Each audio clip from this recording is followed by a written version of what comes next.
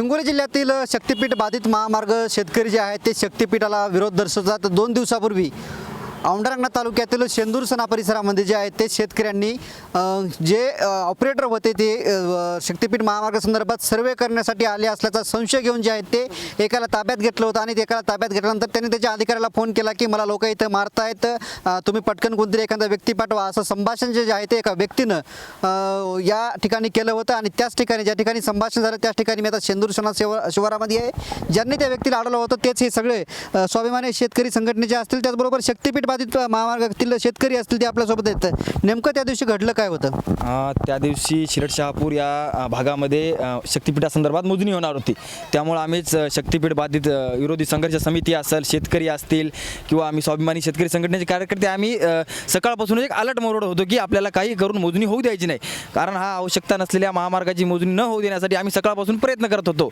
तर मग असं झालं की मोनार जी प्रायव्हेट कंपनी आहे आणि मागच्या वेळेसुद्धा आम्ही मोनारचे माणसं पकडले होते 2, तर त्यावेळेस SDMने आम्हाला सांगितलं होतं की पुन्हा जर मोनारचा माणूस जर आलाच तुमच्या शेतामध्ये तर आम्ही त्याच्यावर कारवाई करतो। मग त्या उद्देशानं आम्ही त्याला पकडून शिरड येथे तलाठी कार्यालयामध्ये घेऊन गेलो आणि त्या ठिकाणी नेऊन मग SDMला फोन लावला, तर SDMने आम्हाला नंतर सांगितलं की आम्ही यांना परवानगी दिलेली आहे।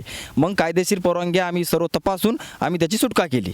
खरं तर तो व्यक्ती म्हणतो की मला मारतायत, तुम्ही खरंच त्याला मारलं होतं का, मारहाण केली होती? आम्ही कुठल्याही प्रकारची त्या व्यक्तीला मारहाण केली नाही, त्याला फक्त आम्ही त्याची विचारपूस केली। सुरुवातीला ज्यावेळेस आम्ही त्याची विचारपूस केली त्यावर आम्हाला तो खोटं बोलला की मी मोनार्स कंपनीचा माणूस नाही, पण आम्हाला पक्का त्याच्यावर संशय होता की हा 100% मोनार्स कंपनीचा माणूस आहे, कारण त्याच्याजवळ एक बॅग होती, त्या बॅगमध्ये काही साहित्य होतं, काही कागद होते आणि त्या बॅगवर स्वतः मोनार्स असं नाव होतं, त्याच्यामुळे आम्हाला 100% खात्री आली की हा मोनारचाच माणूस आहे। आणि हा शेतकऱ्यांना शेतामध्ये जाऊन मागाऱ्या शेतामध्ये शेतकरी असतात त्या म्हणजे शेतकरी हे निराधार असल्यामुळे त्यांना काही गोष्टी समजत नाही, तर त्याची परवानगी घेण्यासाठी तो आला होता, हे आम्हाला 100% माहीत होतं। त्यामुळे किती जण होते सगळे एक 5 जण होते। इथं ज्यावेळेस गाडी आली त्यावेळेस त्यांनी एका जणाला इथं सोडलं आणि 4 जण समोर गेले।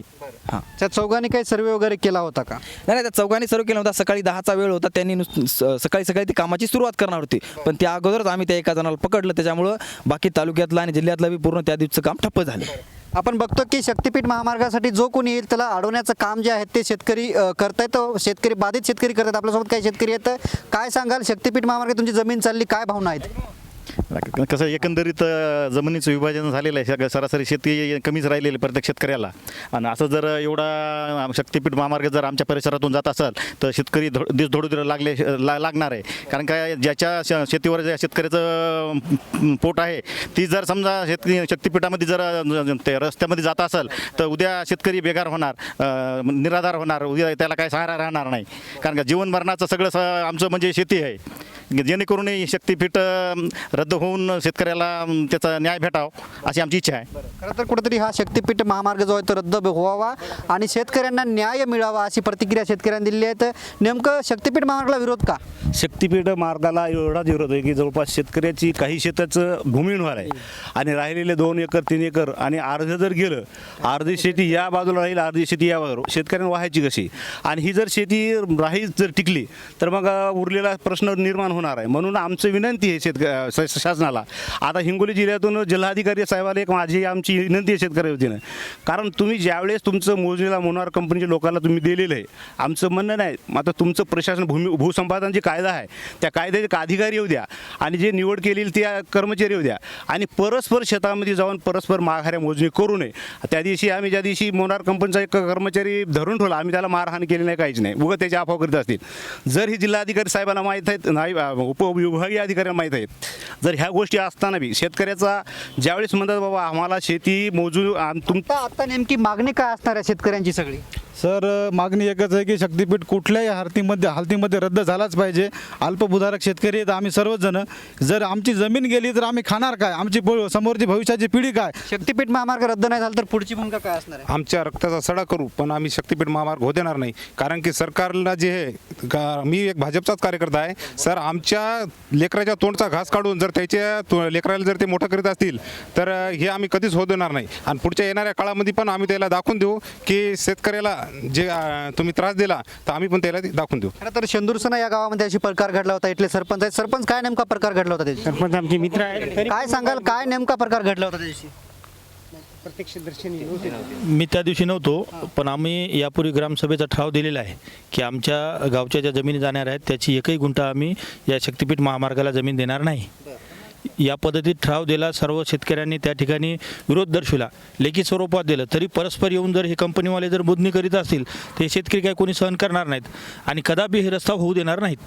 काय म्हणायचं तुम्हाला, त्या दिवशी परस्पर मोजणी होणार होती का? कशी अडवली तुम्ही मोजणी व्हायला? त्या दिवशी आम्हाला कुठलीही पूर्वकल्पना नाही दिली आणि कल्पना न देता मोनार कंपनीचे ऑलरेडी पहिले पण एक वेळेस त्यांचे कर्मचारी आलते, त्यांना आम्ही सांगितलं होतं की तुम्ही आम्हाला दुसऱ्या वेळेस येण्याच्या अगोदर पूर्वकल्पना द्या. त्याच्यानंतर त्यांनी इथं एक त्यांचा कर्मचारी उभा राहिला आणि त्यांनी मी त्या कंपनीचा कर्मचारी नाही असं दर्शवलं आणि आम्ही त्यांना ज्यावेळेस पकडून नेलं ऑफिसमध्ये आणि त्यांना विचारलं, त्यांनी डायरेक्टली फोन लावला तर त्यांच्यातलेच काही कर्मचारी असे म्हणतात की तू तिथून पळून आला नाहीस, तू सुटला नाहीस का?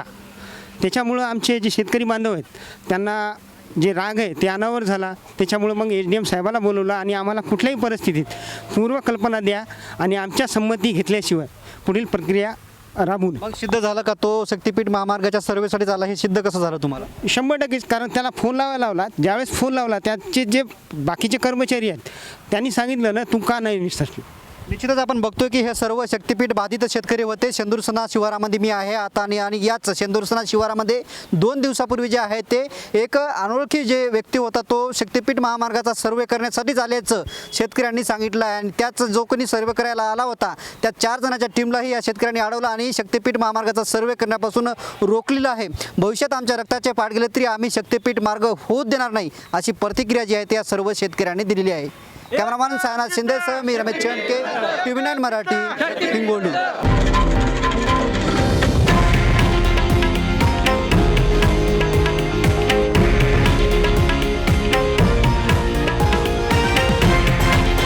हे आहे देशातील नंबर 1 न्यूज नेटवर्क आणि आपण पाहत आहात TV9 मराठी, एकमेव.